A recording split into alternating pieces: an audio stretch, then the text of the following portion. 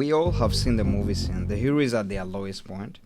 The music starts to swell, maybe a bit of 80s synth, and suddenly they're running upstairs, lifting heavy chains and drinking raw eggs. In 3 minutes of screen time, they go from a victim of their circumstances to a champion of their destiny. It looks so clean, so inevitable, but here's the joke. In the real world, there is no montage. There's just that Tuesday morning when you don't feel like getting up. There's that awkward phone call you're avoiding. There's that one task that feels stuck and the wind is blowing and nobody can help you out. Hey, it's JengaPod time, building you up block by block. I'm Godwin Silayo, your host, and today we're closing out our series, The Central Role, Do Not Be a Victim. In episode 1, we stepped into the director's chair. In episode 2, we plugged the subtle leaks. Today, we are actually filming the movie. We're talking about the practical, gritty, and sometimes hilarious work of building the protagonist. We are moving from knowing to being.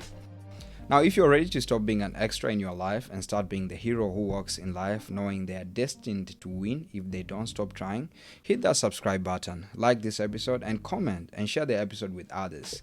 And if you're listening on Spotify, Apple Podcast, or even Amazon Music, follow our Jenga channel so you never miss an episode.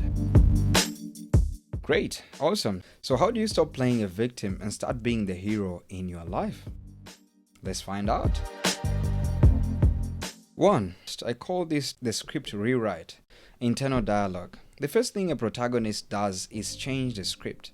Most people are walking around narrating a tragedy, and then the economy crashed, and poor Jason had no choice but to be miserable. And then his friend didn't text back, proving once again that Jason is unworthy of love. It sounds funny, but your brain is a world-class playwright of sorrow. To take your central role, you have to realize that you are not the narrator, you are the editor. In psychology, we call this cognitive appraisals. It's the meaning you give to the facts. The fact is, you lost the client. The victim script says, I am a failure. The protagonist script says, I just got a masterclass in what not to do next time. Now think about it like this. If you're watching a movie where the main character just sat on the couch and complained for 2 hours, you would want your money back. You want a character who faces the boisterous winds and says, is that all you've got? Now, humor is your secret weapon here. When life takes unexpected turns and you catch yourself spiraling into victimhood, talk to yourself like a slightly sarcastic director. Oh, bravo. Another stellar performance of the world is against me. Should we call the academy or should we just send the email? Taking the central role means realizing that while you cannot control the weather on the set, you are the only one who decides if the scene is a defeat or a transformation. Now, part 2, the action blocks, the if-then and embarrassment tolerance. Now, let's get tactical. A protagonist is defined by action, not just internal vibes. The first tool is if-then implementation intention. Now, this is how you stop negotiating with your survival mind. Your survival mind wants to keep you safe. It wants to make you stuck. It loves to debate. But the protagonist doesn't debate. The protagonist has a protocol. If I feel the urge to blame someone else, then I will ask, what is my 1% responsibility here? If I feel a wobble in my confidence, then I will use the 3-2-1 rule. 3 seconds of silence, 2 deep breaths, and 1 conscious choice to move. Now, the second tool is what I call embarrassment tolerance. Now, the biggest reason people stay in the victim role is the fear of looking foolish. But let me tell you a secret. You cannot be the protagonist of a great story without a few scenes where you look like an idiot. Whether it's starting a podcast, asking for a raise, or trying a new skill, the cringe feeling is the entry fee to the central role. And let me repeat that. The biggest reason people stay in the victim role is the fear of looking foolish. But let me tell you a secret. You cannot be the protagonist of a great story without a few scenes where you look like an idiot. Whether it's starting a podcast, asking for a raise, or trying a new skill, the cringe feeling is the entry fee for the central role. So victims wait for the confidence to act. Protagonists act to build confidence.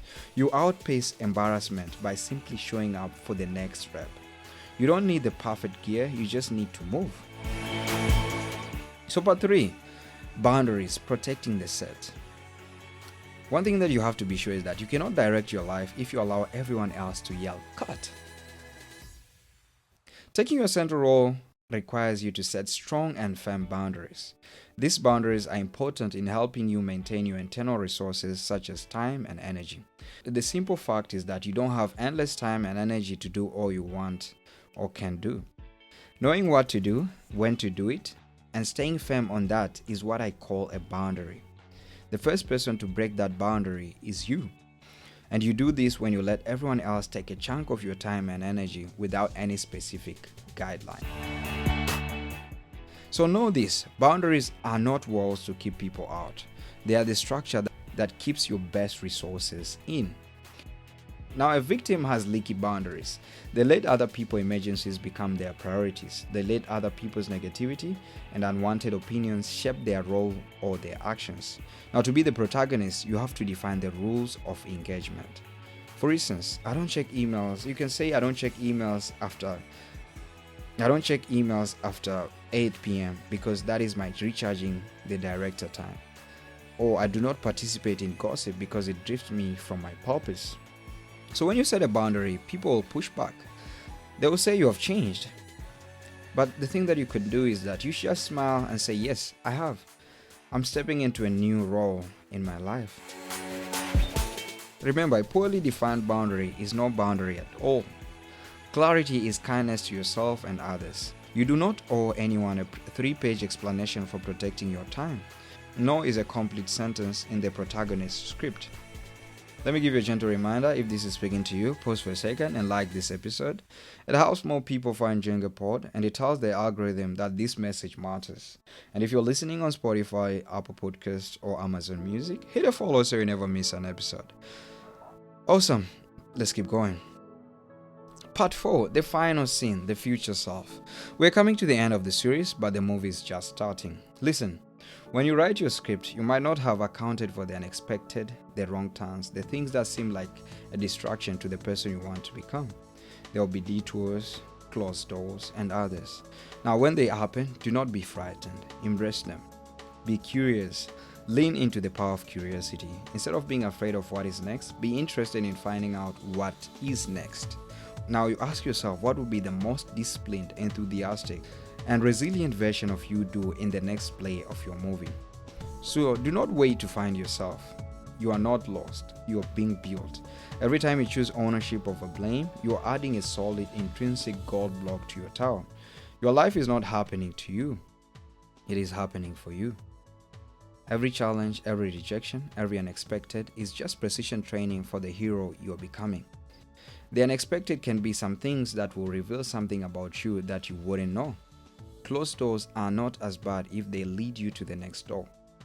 A hero does not give up. He leans into curiosity and discovers better ways of accomplishing the same mission. So you have to be flexible. You shouldn't yield to negativity. Do the next best thing in your script, and don't be afraid to go off the script from time to time. Just go back to the drawing board and edit the procedure, not the goal.